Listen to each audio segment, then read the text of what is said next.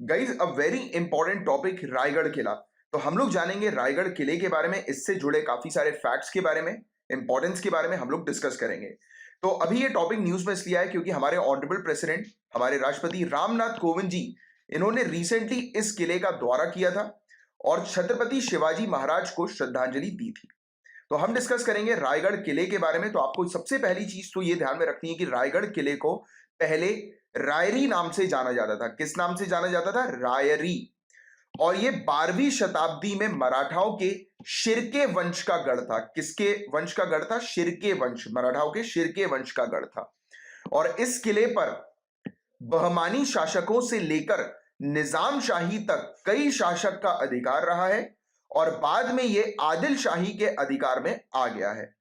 और वर्ष 1656 1656 में छत्रपति शिवाजी ने जावली के राजा चंद्राव मोरे को पराजित कर इस किले को अपने अधिकार में ले लिया था। तो पॉइंट टू बी नोटेड, ये किला जो है वो मराठा वंश के अंडर जो है वो किस शासक के तहत लिया गया? तो छत्रपति शिवाजी, आपको ध्यान में रखना है।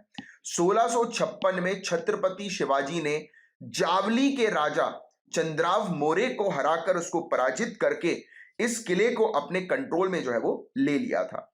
और चंद्राव मोरे की बात करें तो आदिल शाही सल्तनत के अधीन एक रियासत का शासक था चंद्राव मोरे।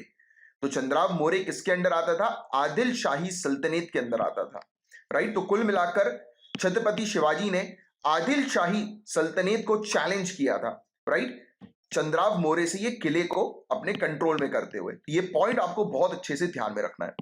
और वर्ष 1662 में शिवाजी ने ऑफिशियली, औपचारिक रूप से किले का नाम बदलकर रायगढ़ कर दिया। अब आप मुझे बताएं जरा, अभी मैंने थोड़ी देर पहले आपको बताया कि इस किले का नाम जो है वो पहले क्या था, नीचे कमेंट बॉक्स पर लिखकर बताएं। तो अब इस किले का नाम बदलकर रायगढ़ किला जो है वो छत्रपति शिवाजी के द्वारा किया गया और इसका जीर्णोद्धार किया गया। जीर्णोद्धार यानी कि यहां पर और भी काफी सारे स्ट्रक्चर्स इस पर बिल्डअप किए गए, यानी कि रेनोवेशन टाइप का इसका किया गया और भी काफी सारे स्ट्रक्चर्स इसमें जो है वो ऐड किए गए, राइट। और वर्ष 1664 तक, 1664 तक ये किला शिवाजी की सरकार का प्रमुख गढ़ बन गया। इस किले ने शिवाजी को आदिल शाही वंश के प्रभुत्व को चुनौती देने में महत्वपूर्ण भूमिका निभाई। जैसा कि हमने अभी डिस्कस किया कि शिवाजी ने ये किले को जैसे ही अपने कंट्रोल में किया, तो बताइए जरा, शिवाजी ने इस किले को किससे अपने कंट्रोल में किया, राइट? कौन सा राजा था जिससे जो है वो इस किले को अपने कंट्रोल में कर लिया? छत्रपति शिवाजी जी ने। तो अभी उन राजा का नाम मैंने आपको बताया, बताइए जरा नीचे कमेंट बॉक्स पर लिखकर। जब भी आप पढ़ाई करें, जब भी आप फोकस करें, तैयारी करें, तो हमेशा कोशिश करें कि चीजों को मेमोराइज करने की। सिर्फ आपको सुनना नहीं है, you guys have to crack civil services examination, इसलिए सिर्फ सुनना नहीं है, एग्जामिनेशन पॉइंट ऑफ व्यू से आपको चीजों को ध्यान में रखना है। Got it?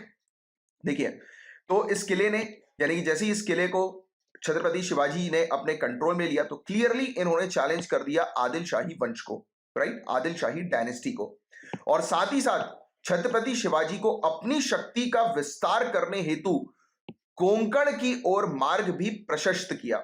मतलब शिवाजी जी ने जो है वो इस किले को हथियाते हुए, शिवाजी, ऑब्वियस ही बात है, इतने बड़े किले को इन्होंने हथिया लिया, अपने कंट्रोल में कर लिया, तो ऑब्वियस ही बात है कि आसपास के एरियाज में इनका प्रेजेंस जो है वो और ज्यादा तेजी से बढ़ना शुरू हो गया, राइट। चर्चाएं इनकी होना शुरू हो गई, राइट। इनकी एक्सपेंशन अब जो है वो बढ़ने लगेगा। और महाराष्ट्र की राजनीति में रायगढ़ किले का क्या महत्व है? तो छत्रपति शिवाजी महाराष्ट्र में सबसे ऊंचे और सबसे प्रतिष्ठित प्रतीक है और उनकी विरासत को हथियाने के लिए सभी प्रकार के राजनीतिक दलों द्वारा निरंतर प्रयास किया जाता रहा है।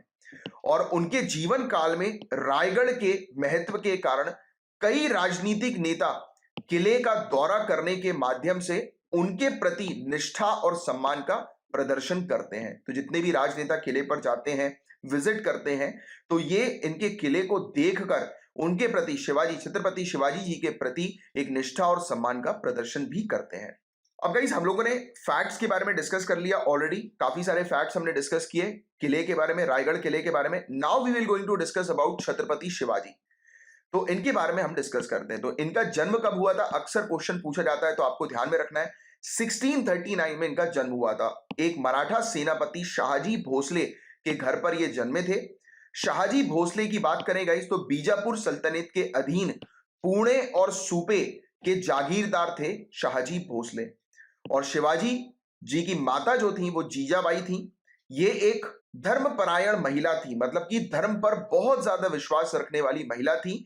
और इनके धार्मिक गुणों का शिवाजी जी पर भी बहुत ही गहरा प्रभाव जो है वो पड़ा है। और वर्ष 1645 में 1645 में पहली बार अपने सैन्य उत्साह का प्रदर्शन करते हुए अपनी किशोर अवस्था में, मतलब कि टीनेजर के टाइम पर ही बीजापुर के अधीन तोरण दुर्ग पर सफलतापूर्वक नियंत्रण प्राप्त कर लिया था शिवाजी जी ने।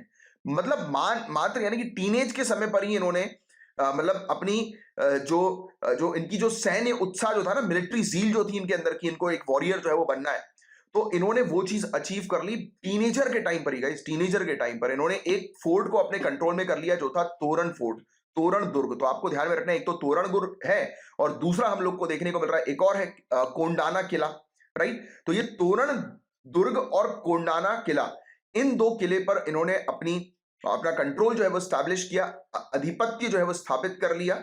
और ये दोनों किले बीजापुर सल्तनत के आदिल शाह के अधीन आते थे। यानी कि क्लियरली उन्होंने अपने टीनेज के समय से ही आदिल शाह डायनेस्टी को जो है, या आदिल शाही डायनेस्टी को जो है वो चैलेंज करना शुरू कर दिया। और उन्होंने छत्रपति, शाककारता, क्षत्रिय कुलवंत और हैंदव धर्मोधारक की उपाधि धारण की। यानी कि काफी सारे टाइटल्स जो है वो उन्होंने धारण किए।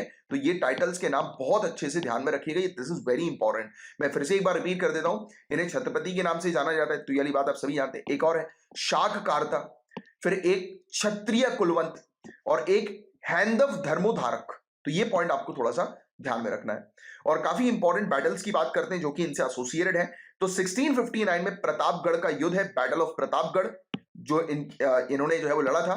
फिर पवन खंड का युद्ध है एक 1660 का। फिर 1665 का 1665 का पुरंदर का युद्ध है। 1670 का सिंहगढ़ का युद्ध है। और 1682-83 का कल्याण का युद्ध है, कल्याण की लड़ाई है। और संग मनेर का युद्ध 1679 का हमें देखने को मिलता है। तो ये सब बैटल्स हैं जो शिवाजी जी ने लड़े थे। एक बस मैं इंपॉर्टेंट चीज और डिस्कस करना चाहूंगा ट्रीटी ऑफ पुरंदर के बारे में, पुरंदर की संधि के बारे में, क्योंकि इससे रिलेटेड ऑलरेडी क्वेश्चंस कई बार पूछे जा चुके हैं सिविल सर्विसेज के अंदर। तो देखिए, पहली चीज तो आपको ये ध्यान में रखनी है कि पुरंदर की जो संधि है, ट्रीटी ऑफ पुरंदर जो है, ये जून 1665 की है। इसमें शिवाजी और राजा जय सिंह प्रथम, राइट, जो औरंगजेब का प्रतिनिधित्व करते हैं, यानी कि रिप्रेजेंट करते हैं औरंगजेब को, तो इनके बीच में हुई थी। तो क्वेश्चन डायरेक्ट बनता है, पहली बात तो ये क्वेश्चन बनता है कि पुरंदर की संधि कब हुई थी और किनके बीच में हुई थी। ये दो क्वेश्चन तो नॉर्मल है, बनते ही हैं। तो 1665 आपको ध्यान में रखना है, और ध्यान में रखना है शिवाजी और राजा जय सिंह प्रथम, तो इनके बीच में ये संधि हुई थी। और इस संधि के अनुसार शिवाजी ने अब तक जीते कई किले मुगलों को वापस कर दिए, और आगरा में शिवाजी और औरंगजेब की मुलाकात पर सहमति हुई थी। शिवाजी अपने पुत्र संभाजी को औरंगजेब के दरबार में भेजने के लिए तैयार हो गए थे। तो ये कुछ चीजें थी जो इस ट्रीटी की हम लोग को देखने को मिली थी। तो ये था गाइस पूरा ओवरऑल टॉपिक। मैं उम्मीद करता हूं कि आपको इस टॉपिक से रिलेटेड काफी कुछ जानकारी जो है वो प्राप्त हुई होगी। हमने रायगढ़ किले के बारे में काफी सारे फैक्ट्स डिस्कस किए, जो कि मेन टॉपिक था हमारा। इसके अलावा हम लोगों ने जो है वो शिवाजी जी के बारे में भी डिस्कस किया, राइट। थोड़ा सा एक ग्लिम्स, एक आइडिया जो है वो लिया हमने आदिल शाही डायनेस्टी के बारे में भी, राइट। तो रायगढ़ फोर्ट के बारे में तो काफी डिटेल में हमने डिस्कस किया हुआ है, राइट। और कुछ शिवाजी जी से एसोसिएटेड कुछ युद्ध है जिससे रिलेटेड क्वेश्चंस बनते हैं, वो भी हमने डिस्कस किया, और ट्रीटी ऑफ पुरंदर को भी डिस्कस किया, राइट।